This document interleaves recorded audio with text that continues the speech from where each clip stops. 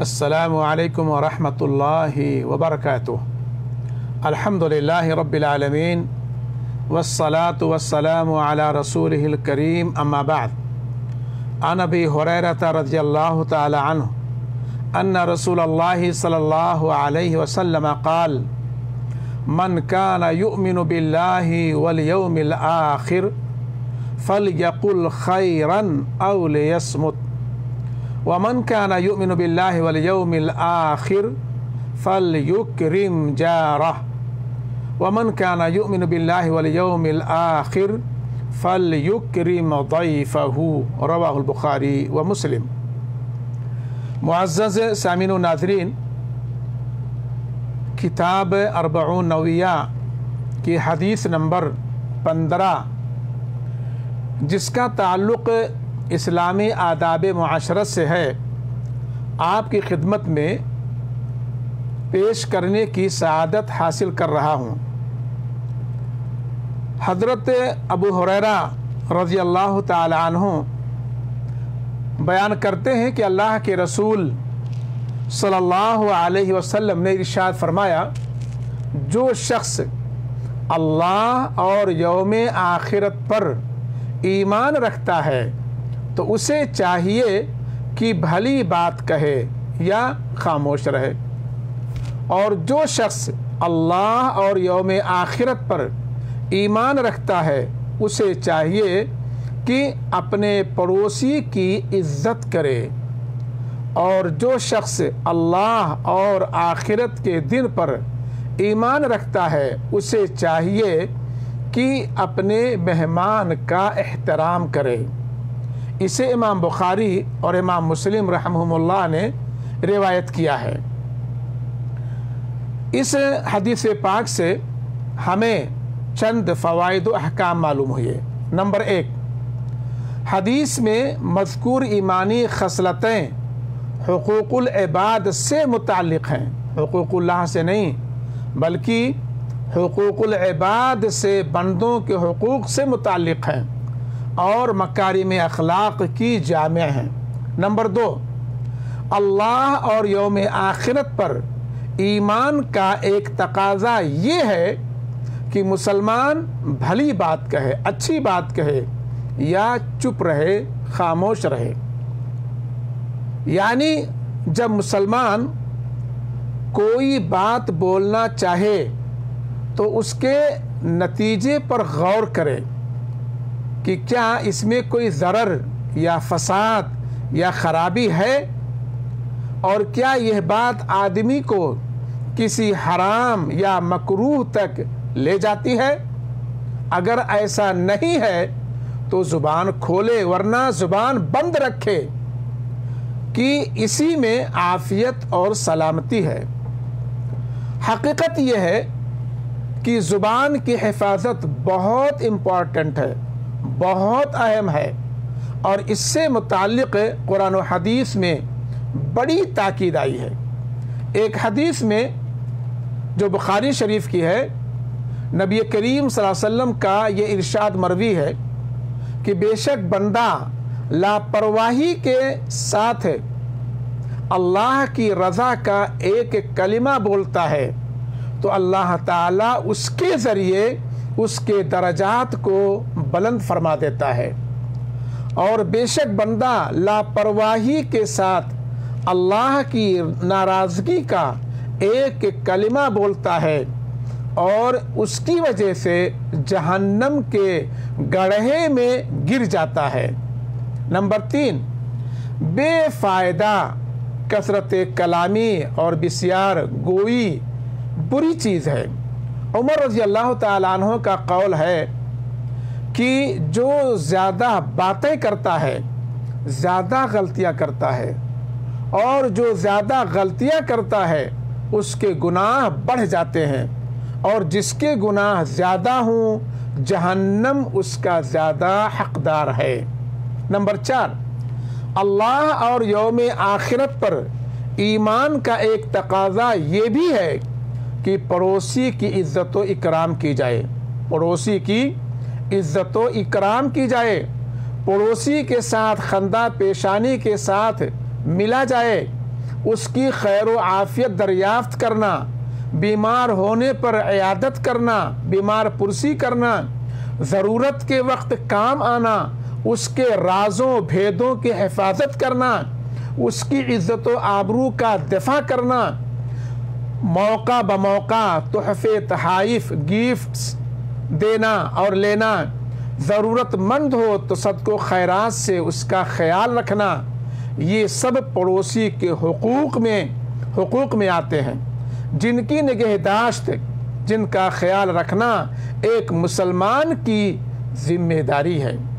صحیح مسلم میں ابو ذر غفاری رضی اللہ تعالی عنہ کی ایک روایت ہے کہ نبی صلی اللہ علیہ وسلم نے ارشاد فرمایا کہ اے ابو ذر، جب تم شوربہ پکاؤ تو اس کا پانی بڑھا دو اور اپنے پڑوسیوں کا خیال رکھو۔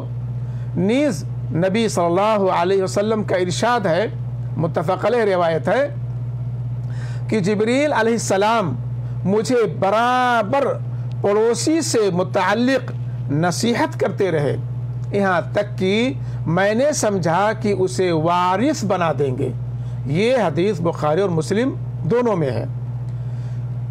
نمبر 5، پڑوسی کو اذیت پہنچانا حرام اور اس کی عزت و آبرو پر حملہ کرنا گناہ کبیرہ ہے۔ نبی صلی اللہ علیہ وسلم سے دریافت کیا گیا، متفق علیہ روایت ہے کہ سب سے بڑا گناہ کیا ہے؟ سب سے بڑا گناہ کیا ہے؟ تو آپ صلی اللہ علیہ وسلم نے ارشاد فرمایا، کسی کو اللہ کا ہمسر بنانا حالانکہ اس نے تنہا تم کو پیدا کیا ہے۔ پوچھا گیا اس کے بعد کون سا گناہ؟ آپ صلی اللہ علیہ وسلم نے فرمایا، اپنے بچے کو، اپنی اولاد کو اس ڈر سے قتل کرنا کہ وہ تمہارے کھانے میں شریک ہو جائے گا۔ پوچھا گیا پھر کون سا گناہ؟ آپ صلی اللہ علیہ وسلم نے ارشاد فرمایا، اپنے پڑوسی کی بیوی سے زنا کرنا، اپنے پڑوسی کی بیوی سے زنا کرنا۔ یہ متفق علیہ روایت ہے، یعنی بخاری اور مسلم دونوں میں یہ روایت موجود ہے۔ صحیح بخاری میں ہے کہ نبی صلی اللہ علیہ وسلم نے ارشاد فرمایا، اللہ کی قسم کھا کر کے آپ صلی اللہ علیہ وسلم کہہ رہے ہیں، اللہ کی قسم وہ مومن نہیں، اللہ کی قسم وہ مومن نہیں، اللہ کی قسم وہ مومن نہیں۔ دریافت کیا گیا، پوچھا گیا کون اے اللہ کے رسول صلی اللہ علیہ وسلم؟ تو آپ صلی اللہ علیہ وسلم نے فرمایا، جس کے پڑوسی اس کی شرارتوں سے محفوظ نہ رہیں، اس کی شرارتوں بدماشیوں سے محفوظ نہ رہیں، اس کے بارے میں اللہ کے نبی نے فرمایا کہ وہ قسم کھا کر کے آپ نے کہا وہ مومن نہیں، وہ مومن نہیں، وہ مومن نہیں۔ پڑوسی کی عیب گیری اور مذمت، اس کے ساتھ گالی گلوچ، اسے برا بھلا کہنا، اس کی دولت و جائیداد پر غاصبانہ قبضہ وغیرہ بھی اسلامی شریعت میں حرام ہے، کیونکہ یہ سب پڑوسی کو اذیت پہنچانے کی مختلف صورتیں ہیں۔ نمبر 6، آپ کا قریب ترین پڑوسی وہ ہے جس کا دروازہ آپ سے سب سے زیادہ قریب ہو۔ جس کا دروازہ، آپ کا قریب ترین پڑوسی وہ ہے جس کا دروازہ آپ سے سب سے زیادہ قریب ہو۔ واضح رہے کہ پڑوسیوں کی 3 قسمیں ہیں، پڑوسیوں کی 3 قسمیں ہیں۔ نمبر 1، کافر پڑوسی جسے صرف پڑوس کا حق ہے۔ نمبر 2، کافر یعنی غیر مسلم پڑوسی۔ نمبر 2، مسلمان پڑوسی، مسلمان پڑوسی جسے اسلام اور پڑوس کی وجہ سے دوہرا حق ہے۔ وہ ایک تو مسلمان بھائی ہے آپ کا، دوسرا یہ کہ وہ آپ کا پڑوسی ہے، لہذا اس کا 2 حق آپ کے اوپر بنتا ہے۔ نمبر 3، مسلمان رشتہ دار پڑوسی جو تیرے حقوق کا مستحق ہے، یعنی وہ آپ کا پڑوسی ہے، مسلمان ہے اور رشتہ دار بھی ہے، اس وجہ سے آپ کے اوپر اس کے 3 حقوق بنتے ہیں، 3 حقوق بنتے ہیں۔ نمبر 7، اللہ کے نبی صلی اللہ علیہ وسلم نے آخر میں فرمایا مہمان نوازی کے تعلق سے آپ نے فرمایا کہ مہمانوں کی تکریم کی جائے، مہمان کی عزت کی جائے، تو مہمان نوازی یہ واجب اور ضروری ہے۔ نبی صلی اللہ علیہ وسلم نے، صحیح مسلم کی روایت ہے کہ نبی صلی اللہ علیہ وسلم نے فرمایا ضیافت 3 دن ہے، 1 دن اور 1 رات عطیہ ہے، اور اس کے بعد مہمان پر جو کچھ خرچ کیا جائے وہ صدقہ ہے۔ کسی مہمان کے لیے جائز نہیں کہ میزبان کے پاس گنہگار کر دینے کی حد تک ٹھہر جائے۔ کتنے لوگ ایسے ہیں کہ کہیں پر مہمانی میں جاتے ہیں تو وہاں پر کھوٹا گاڑ کر کے بیٹھ جاتے ہیں۔ اس طرح سے نہیں ہونا چاہیے۔ زیادہ سے زیادہ 3 دن، اس سے زیادہ آپ نہیں ٹھہر سکتے۔ اگر ٹھہریں گے تو پھر جو آپ کے اوپر وہ خرچہ کرے گا وہ صدقہ ہوگا، وہ صدقہ ہوگا، اس میزبان کو صدقے کے برابر ثواب انشاءاللہ تعالی ملے گا۔ تو اللہ کے نبی نے فرمایا کہ کسی مہمان کے لیے جائز نہیں کہ میزبان کے پاس گنہگار کر دینے کی حد تک ٹھہر جائے۔ لوگوں نے، صحابہ کرام نے پوچھا کہ اے اللہ کے رسول، کیسے اسے گنہگار کرے گا؟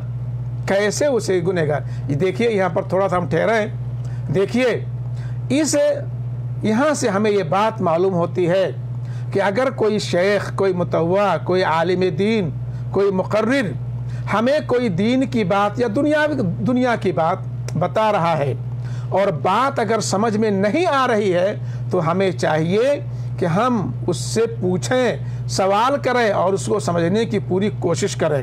اور عالم کی ذمہ داری ہے کہ وہ سائل کو مطمئن کرے، اسے تشفی بخش جواب دینے کی، قرآن و حدیث کی روشنی میں جواب دینے کی پوری کوشش کرے۔ اگر اسے فوری طور پر نہیں معلوم ہے تو کہہ دے کہ میں بعد میں بتاؤں گا، اور جب اسے صحیح طور سے معلوم ہو جائے تو اس کو چاہیے کہ وہ اسے بتا دیں۔ تو یہاں پر صحابہ کرام سے اللہ کے نبی نے یہ جو بات فرمائی کہ کسی مہمان کے لیے جائز نہیں کہ میزبان کے پاس گنہگار کر دینے کی حد تک ٹھہر جائے، تو صحابہ کرام کی سمجھ میں بات نہیں آئی۔ انہوں نے فوراً پوچھا، کہا اے اللہ کے رسول صلی اللہ علیہ وسلم، کیسے اسے گنہگار کرے گا؟ یعنی کیا مطلب؟ آپ صلی اللہ علیہ وسلم نے فرمایا کہ اتنی مدت تک ٹھہر جائے اپنے میزبان کے پاس کہ اس کے پاس اس کی ضیافت کے لیے کچھ نہ رہ جائے۔ تو اس طرح سے گویا کہ وہ اپنے میزبان کو گنہگار کرے گا۔ تو بہرحال ہمیں معلوم ہوا کہ ہم اگر ہمارے پاس کوئی مہمان آتا ہے تو اپنی طاقت بھر اپنے مہمان کی ہم عزت کریں، اس کی تکریم کریں، اور مہمان کی بھی ذمہ داری ہے کہ وہ بلا ضرورت زیادہ دن تک اپنے میزبان کے یہاں نہ ٹھہرے، اور جو کچھ میزبان پیش کرے خوش دلی کے ساتھ اسے وہ قبول کرے۔ جو کچھ میزبان اپنے دل سے خوش دلی کے ساتھ اسے پیش کرے، اور مہمان کو چاہیے کہ وہ اس کو قبول کرے، اس میں کیڑے نہ نکالے، اس کو جا کر کے ادھر ادھر بے عزت نہ کرے کہ میں فلاں آدمی کے پاس گیا، اس نے ہمیں ایسا ایسا کھلایا، ایسا ایسا ہمارے ساتھ اس نے سلوک کیا۔ کچھ نہیں، جو کچھ مل جائے الحمدللہ، اس پہ ہمیں شور شرابہ اور اس کو بے عزت نہیں کرنا چاہیے۔ اور میزبان پر یہ بھی ضروری ہے کہ وہ 3 دن سے زیادہ اپنے مہمان پر یہ بھی ضروری ہے کہ بلا ضرورت، بلا وجہ 3 دن سے زیادہ اپنے میزبان کے پاس نہ ٹھہرے۔